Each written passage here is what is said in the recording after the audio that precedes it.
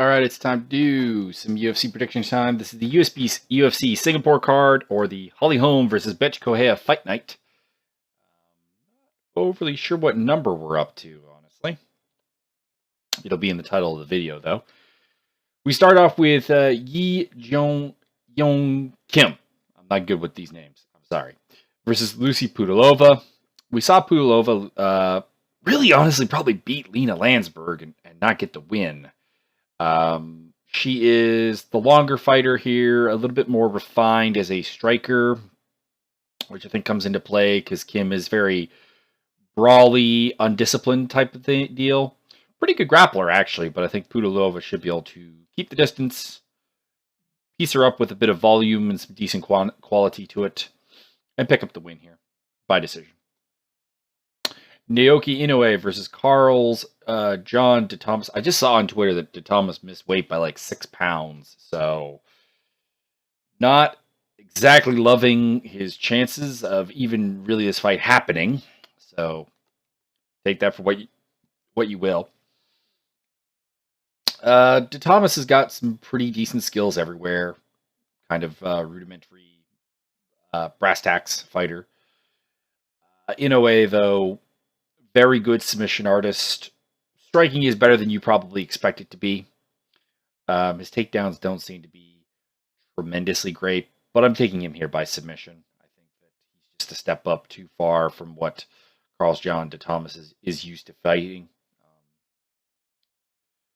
Moving on up in the world, we have Kwak versus Russell Doan. Russell Doan is a guy who's on a pretty big losing streak. And you would think that that reflects poorly on him as a fighter. And it honestly doesn't. He's a pretty good striker, pretty good offensive wrestler, pretty good grappler. He's a really good grappler and fighter. The problem is that I think, honestly, cutting down to 135 is too much for him. I think he fits better at 145, although the Mirsad Bektic fight will make you think otherwise. But Mirsad Bektic's also one of the top upcoming prospects in the flyweight or in the featherweight division. Kwak is a good striker, actually quite good. His wrestling game needs work. So I see Doan getting some takedowns during this fight, but he is actually pretty decent at getting back to his feet.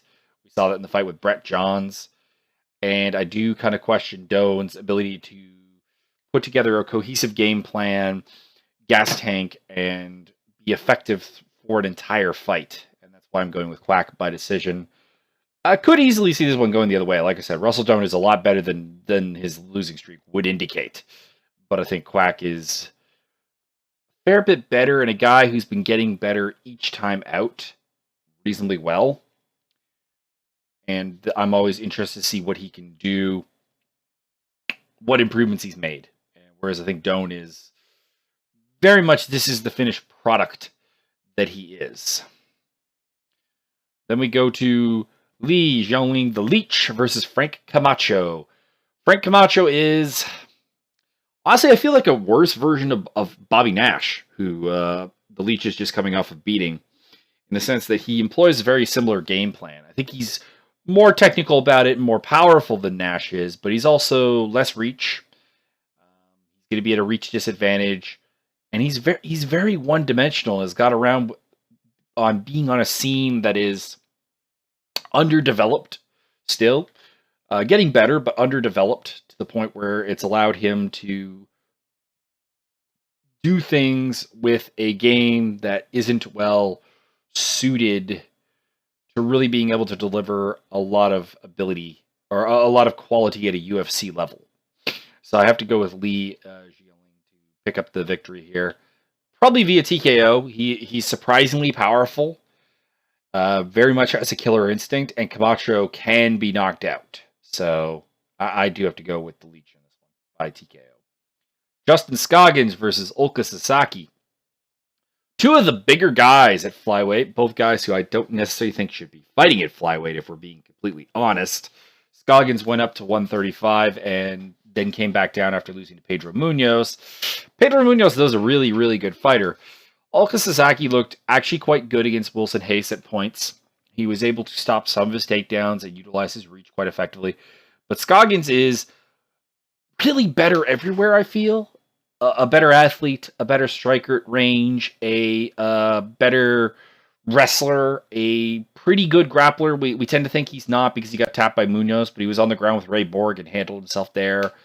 The only question for him is, how does he feel about being the smaller, kind of less powerful guy?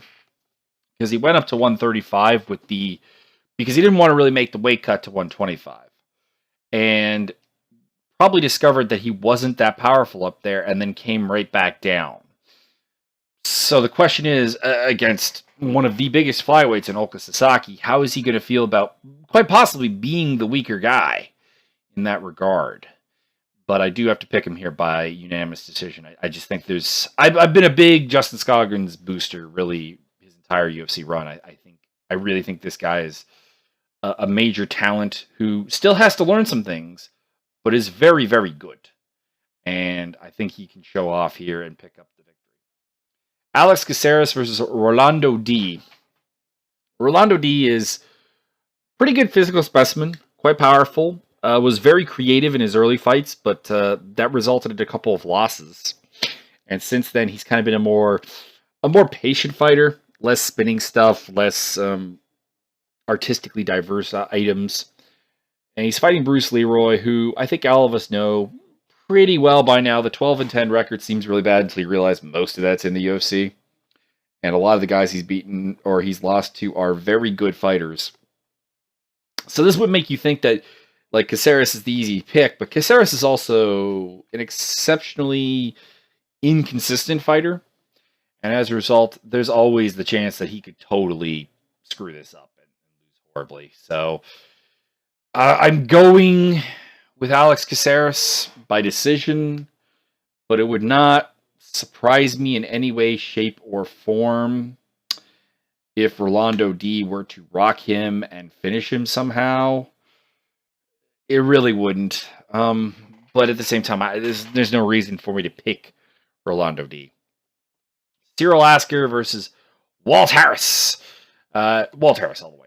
I'm not the biggest fan of Walt Harris. He has a lot of intangible problems. I think he's a bit of a glass cannon. I think he doesn't necessarily have the mental fortitude to be the fighter you'd really want him to be. That being said, Asker, there's not a lot of positives you can name about him as a heavyweight. He's undersized, really. He's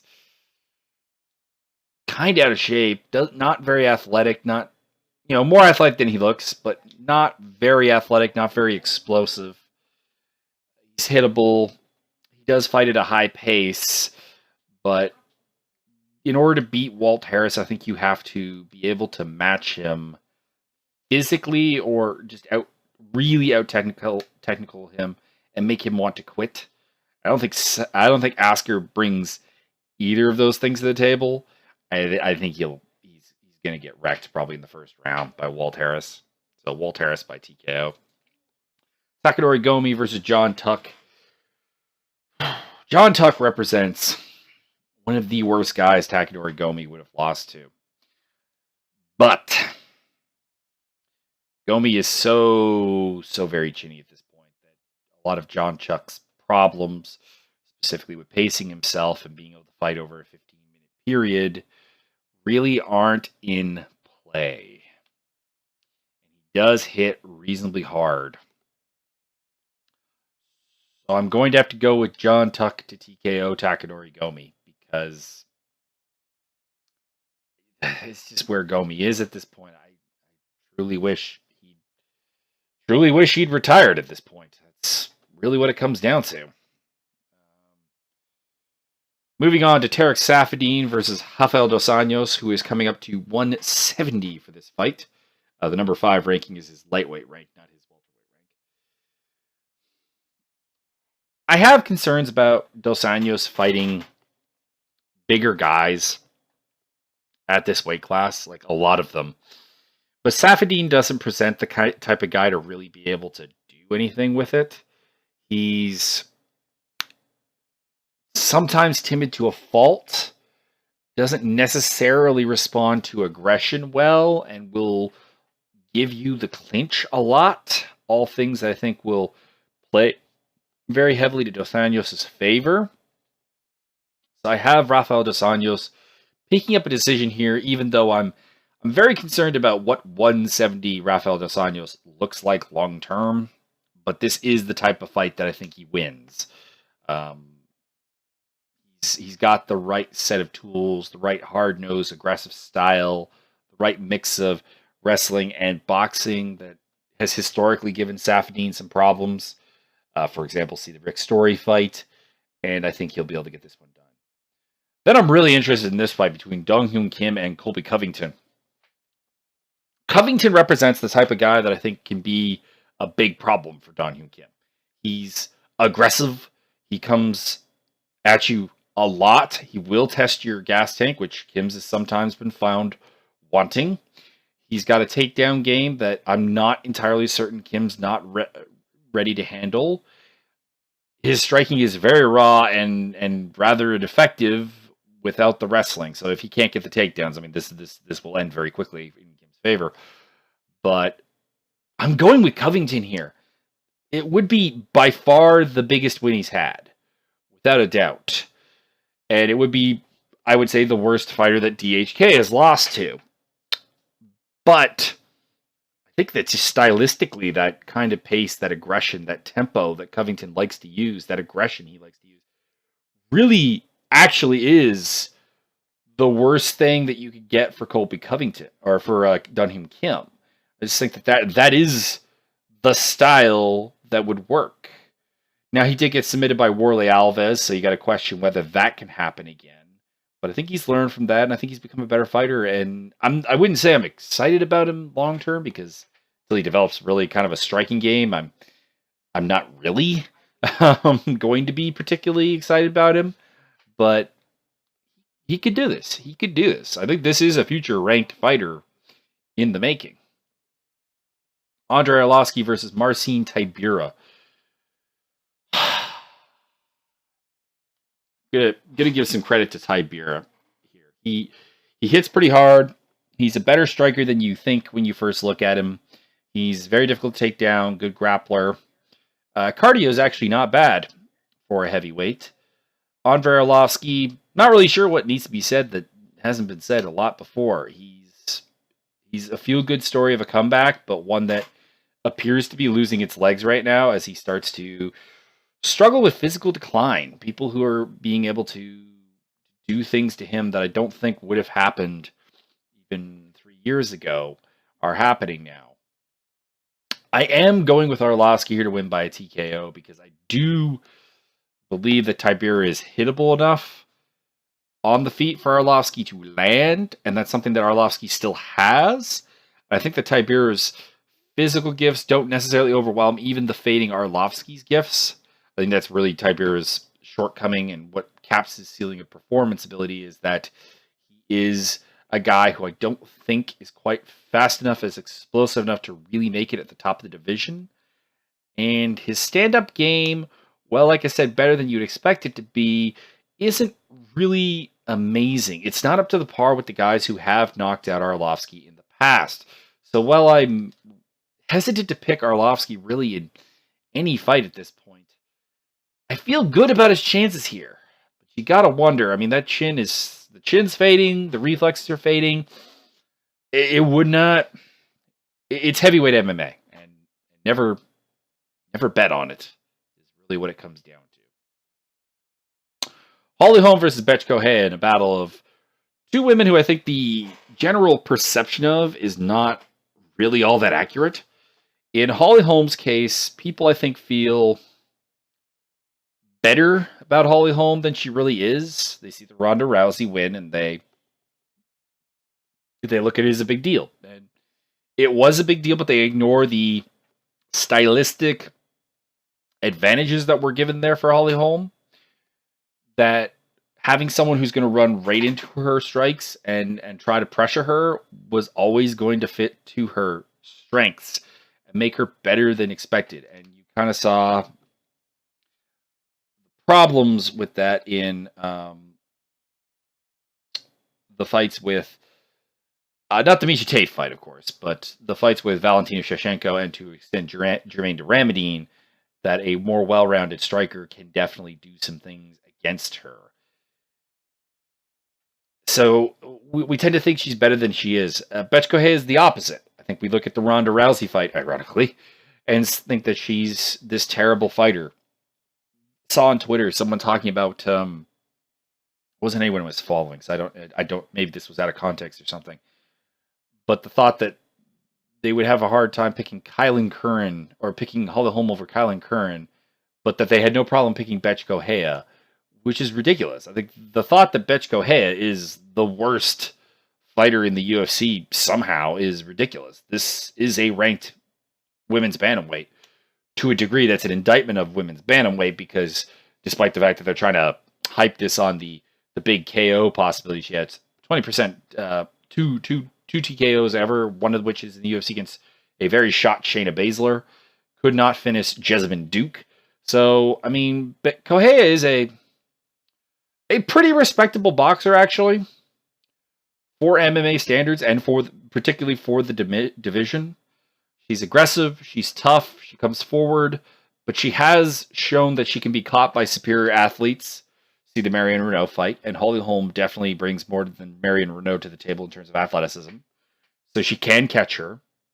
And what we were saying earlier about Ronda Rousey being kind of a perfect stylistic matchup for Holly Holm, because she was going to come after her and be aggressive, really does fit Bethe Correia. She's going to be kind of hard-nosed. She's going to be kind of aggressive. She's going to be somewhat one-dimensional with her attacks. And that, I think, plays right into Holly Holm's wheelhouse. I don't think Holly Holm finishes her. I've got this going the distance. But it's a more interesting fight than people are generally putting it out to be, but not as interesting as the UFC is trying to make it seem, because the UFC's big thing is they're trying to come up with this idea that Correia is this great knockout fighter, which is just not the case.